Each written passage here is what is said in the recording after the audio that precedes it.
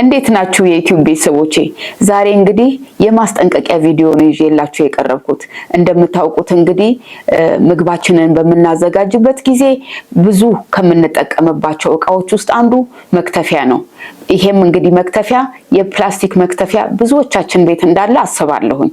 ስለዚህ በዚህ መክተፊያ ላይ አንዳንድ መረጃዎችን ካገኘኋችሁ ላጋራችሁ ብዬ ነውና ብዙ የጤና ችግሮች እንዳሉበት ለመረዳት ችያለሁ ካገኘኋቸው መረጃዎች ውስጥ። ብዙዎች የምንከትፋቸው ነገሮች ደግሞ በደቃቁና በስለታማ ቢላ ስለምንከትፋቸው በአይናችን የምናያቸውም ሆነ ማናያቸውን ማይክሮፕላስቲክ ወይንም ቅንጣቶችን አብረን ከምናዘጋጃቸው ምግቦች ጋራ ተደባልቀው ተሰርተው እንመገባቸዋለን። በተለይም ደግሞ የቆዩ የፕላስቲክ መክተፊያዎች ለጤናው ጎጂ የሆኑ ባክቴሪያዎችን እንደሚይዙና ለተለያዩ ችግሮች እንደሚዳርጉ ከተለያዩ መረጃዎች ማግኘት ችያለሁ። እንግዲህ በየቀኑ ከምንጠቀምባቸው የቤት እቃዎች ውስጥ የሚመጡ የጤና ችግሮች በሰውነታችን ውስጥ ተጠራቅበው በውል ለምናውቃቸውና ለማናውቃቸው ለተለያዩ ችግሮች ሊዳርጉን ስለሚችሉ ሌላ አማራጭን መጠቀም አስፈላጊ ይሆናል ብዬ ስላሰብኩኝ ነው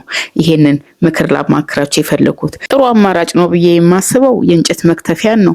በሀገራችን በየትኛውም ክፍል ቢሆን የእንጨት መክተፊያዎችን በቀላሉ ማግኘት ትችላላችሁ። ስለዚህ በዛ ብትጠቀሙ የሚል ሐሳብ አለኝ።